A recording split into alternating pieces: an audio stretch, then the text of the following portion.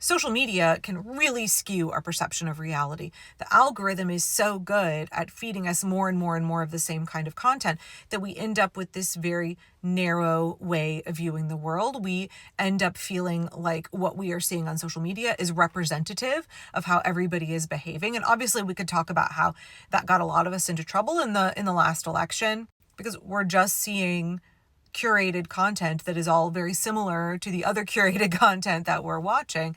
And we get a very skewed perception of how people actually think and feel and act and vote.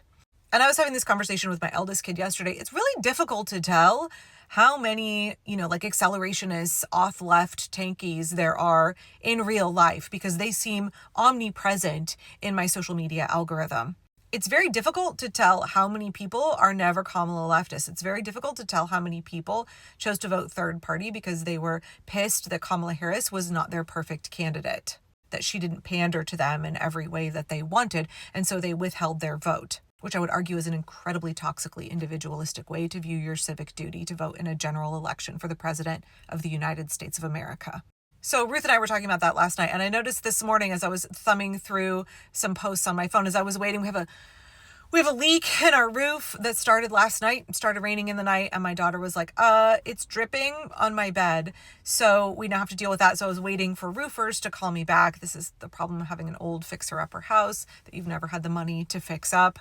A house where the previous owner was a flipper, and they just covered up a lot of problems instead of tending to them. And those are all like really glaringly obvious. And I was trying not to spend, and I'm going on a tangent here, but hang in there with me. I was trying not to spend any money in 2025, right? Trying to withhold all my pennies from the economy. But my house has decided to fall apart in multiple different ways. We've had a number of really big bills. My dog just needed an obscenely expensive surgery to save her life. One of my kids needs his wisdom teeth out.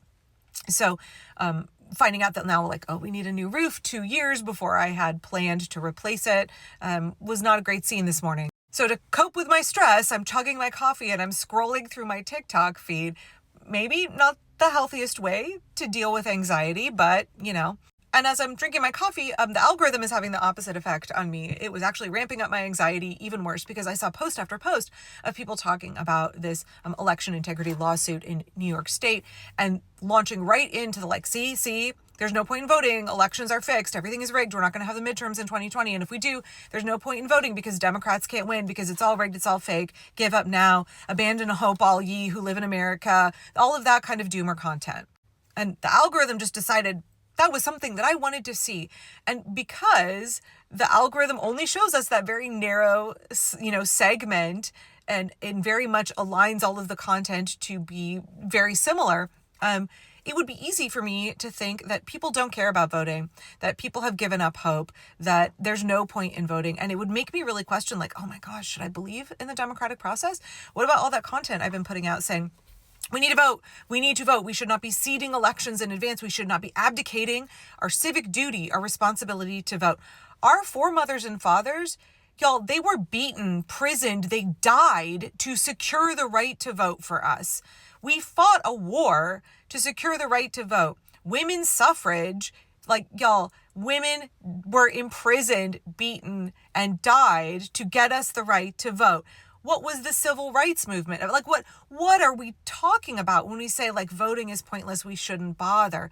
How disrespectful to the people who came before us, who, they sacrificed tremendously to secure that right for themselves and for us to be so glib about it, for us to be so dismissive and say, I'm not even going to bother voting. Why should I bother voting?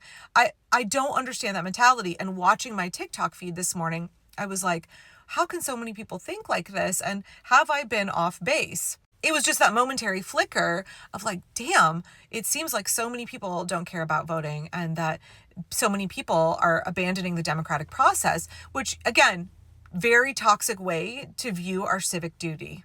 And all it is doing is helping Trump. All you are doing is discouraging people from voting.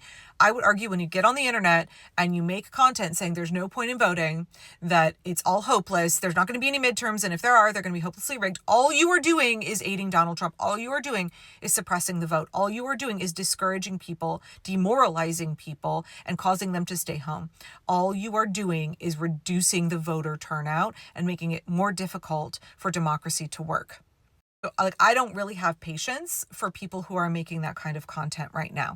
And for me, when I'm bombarded with that messaging that feels really demoralizing, and even for like the tiniest little split second, I have a measure of doubt, I know that I need to get off social media, and I need to, one, speak truth to myself. I need to remind myself of what is true. And two, I need to do a little fact checking. Social media is not representative of reality. It's not representative of the truth all of the time. It can be a great vehicle for communicating all kinds of things. It also can be a fantastic mis- and disinformation machine. And so when I see these people, and these aren't Republicans telling Democrats, don't bother, y'all. It's not like Republicans trying to sabotage the Democratic vote with propaganda.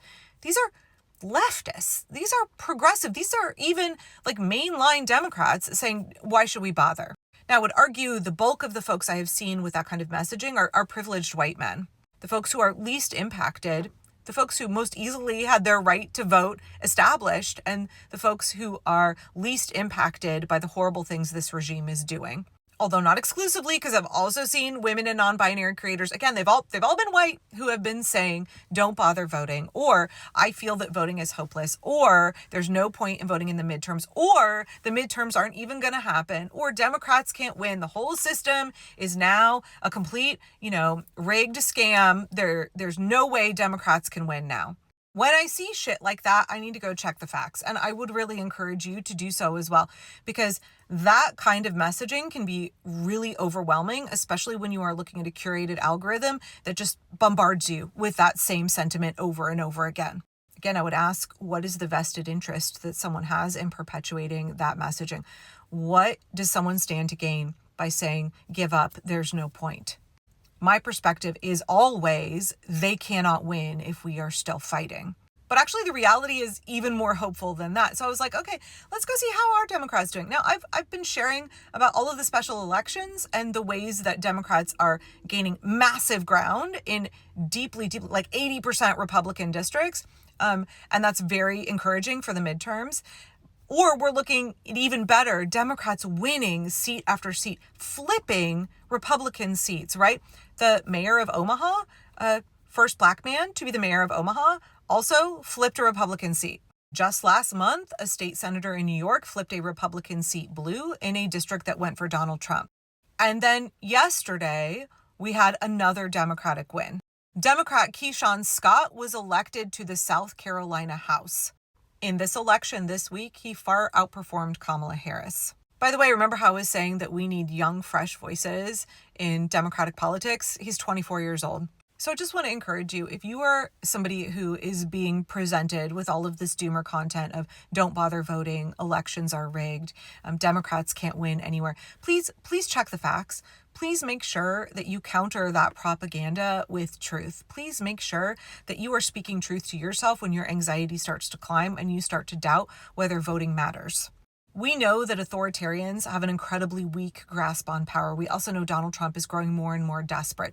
He absolutely is scared of elections. He does not want you to vote. When we don't vote, Republicans always benefit. When there is huge voter turnout, do you know who wins? It's Democrats. Democracy works when people show up and vote. Democrats are winning in special elections literally every week since November. There is nothing that Donald Trump would like better than for you to freely give up your right to vote, for you to fail to do your civic duty. When we have massive voter turnout, we know that Democratic candidates win. We know that Democratic policies are actually incredibly popular with the American people. We know that fascism is deeply unpopular. And so when Trump and his ilk are in power, the only way they can hold on to that power is by trying to suppress the voice of the people. We have to be showing up in public in massive numbers. That's why No King's Day on June 14th is going to be so important. We have to engage in coordinated economic pressure against the corporations that are holding up Donald Trump. That's why blackouts like the Target blackout are so important. And we have to show up in massive numbers to vote. When we vote, Democrats win. When we say, you know what, I don't like this candidate that much. She didn't pander to me as much as I want. And we stay home. Guess what happens? We get Donald Trump. We have to show up to vote. We have to defend the right to vote. We have to make sure that people can get to the ballot box and that their votes are counted. We do not seed elections in advance. We do not give in to the doomers. And we speak truth to ourselves. We remind ourselves that democracy is still working and we don't abandon it.